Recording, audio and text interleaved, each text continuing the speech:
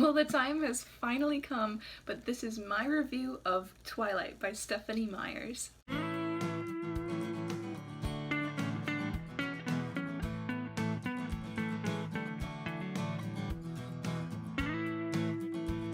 It only took 20 years, but I finally decided to read Twilight. I have this horrible habit of somehow always watching the movies before reading the books. It happened with Harry Potter, it happened with Percy Jackson, and Twilight was no exception. In the past few weeks, I have finally watched all of the Twilight movies, 4 of which were in one sitting. It was strange. To my surprise, after watching all of the movies, I genuinely enjoyed them.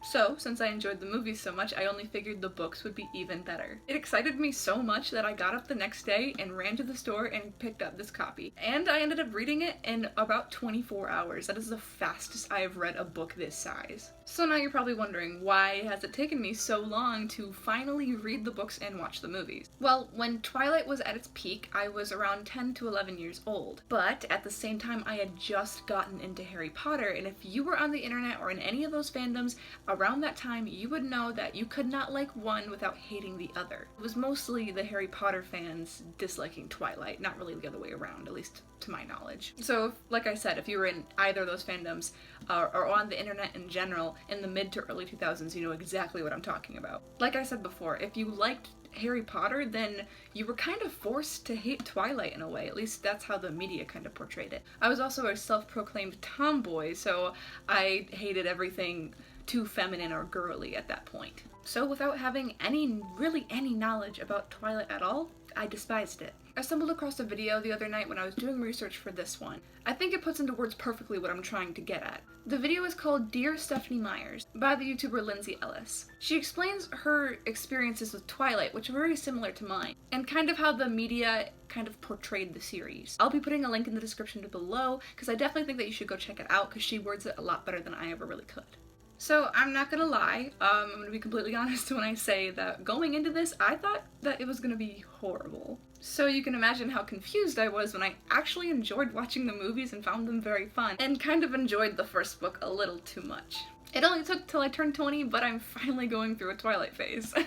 In this review, I will be comparing the book to the movie quite frequently and kind of talking about the movie a lot. But to be clear, I'm just going to be talking about the first book in the first movie, kind of ignoring the fact that I've already seen the other movies, because I haven't read the other books yet. I will also be doing reviews of all the other books when I read them, so look out for those in the future. So now that I've given some context to the situation, this is my review of Twilight. Warning, there will be a lot of spoilers ahead. This book has been out for 15 years, but I just thought I'd warn if you haven't for some reason read these books like me. So I feel like I can't do a proper review of Twilight without acknowledging the problems that this book has first. I went into this expecting romance and sparkly vampires and angst, and that's exactly what I got. I can see how if I read this as a younger girl, before I experienced what real love is like, this book would not be a good influence on me, at least personally. And I know a lot of other people feel the same way. Addressing the elephant in the room, Edward's mood swings and his literal stalking is probably the biggest red flag. And that being said, I can definitely see how people can be kind of concerned about young girls reading this. And thinking how Edward treats Bella is how love is supposed to be like, but it's not that at all.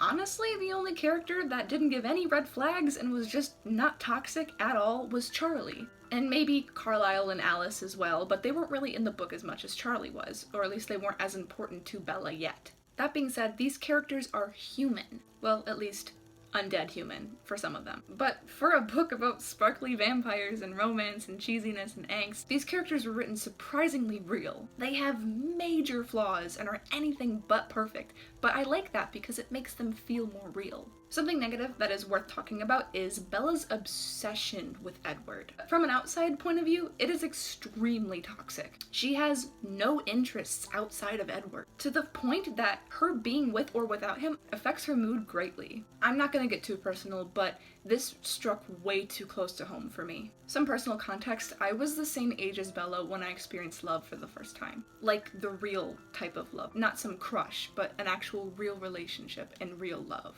And I'm gonna be completely honest when I say that I acted almost exactly like Bella does throughout this book. Minus the vampire aspect, I drew a lot of parallels from my first relationship to Bella and Edward. It was concerning how much I could relate to Bella's thought process through the book. I know now as an adult who has experienced that type of relationship that it's wrong. But someone who has never experienced a relationship before might be influenced to think that this is what a relationship is supposed to be. As I mentioned before, Edward's mood swings are just plain ridiculous at points. Like, one line, he's saying something flirty and playful towards Bella, and then like a sentence later, he's mad about something. And it's not just mad, he's angry. Whether that be at the situation, himself, mostly it's himself, but it comes off as being angry towards Bella. I will say though that I enjoyed the flirty banter between the two, especially in the beginning of the book. I shouldn't have been this surprised, but it was almost shocking how much chemistry these characters actually had together compared to the movies. I kind of figured that the characters were going to be a little bit more well written than they were in the movies. I know that a lot of people don't agree with me on this, but I really kind of enjoyed that all of the plot and like the villain and the action kind of happened towards the very end of the book, because then we just got to see Edward and Bella's relationship really grow. I came here for romance and that's what I got. I really liked being able to see Bella and Edward's relationship kind of grow instead of focusing on the side plot with James and hunting Bella. Something that surprised me though was because I watched the movie first, I kind of expected Jacob to be more present in this book. So it kind of surprised me when he wasn't in it a lot, but it still makes sense because this is Bella and Edward's book. This was to focus on Bella and Edward's relationship.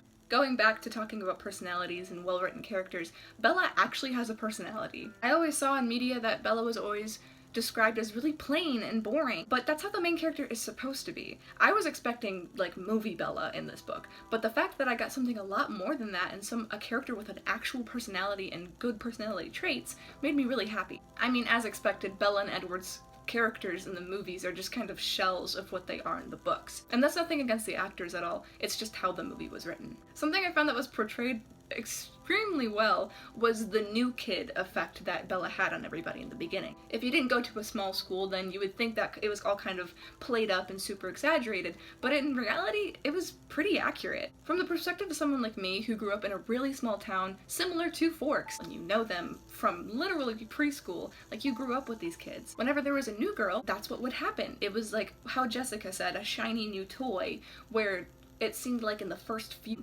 months of this girl being at school, they would always end up with a boyfriend, or all the boys would want to go after her. It always just seemed to happen like that.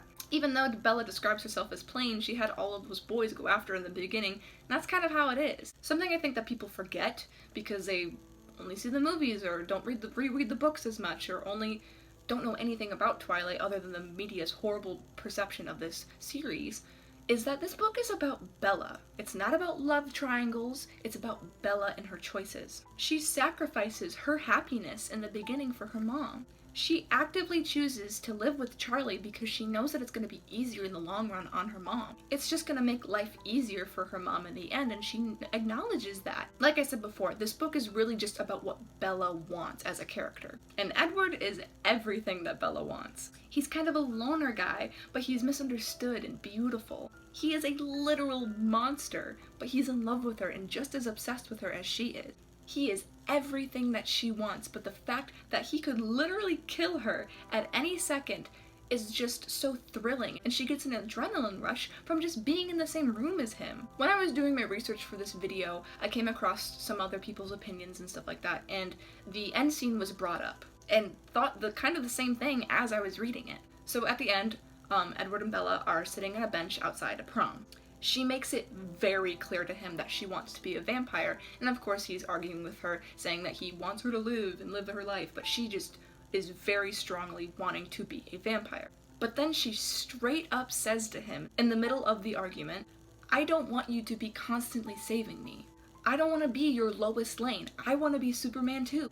I want us to be equals. Relationships are built on equality, and we can't be equal if you're a vampire and I'm a human." It was almost insane to read that because it has vanished almost completely from the narrative when people are hating on Twilight. I'm just really happy that I actually really enjoyed this book. I'm excited to get to know the other characters better as the story kind of shifts and becomes a bigger scale. I think this book did a perfect job of introducing us to this world, and it gave us a really strong foundation to kind of go off. This book is just so important to the YA genre, and was really groundbreaking in a lot of ways. It's sad because it's not even brought up in conversation when talking about groundbreaking YA novels, just because it was deemed as bad, when in reality, it's not. Is this the best book that I've ever read? Definitely not. It has a lot of flaws, but that doesn't mean it's not a bad book. I thoroughly enjoyed reading this and I cannot wait to read the other ones. If you like this video, then please leave a like, and if you want to see more of my face in the future and the rest of the reviews on this series, then please subscribe down below. I'm so excited to read the rest of these books. Thank you so much again for watching this video. Bye!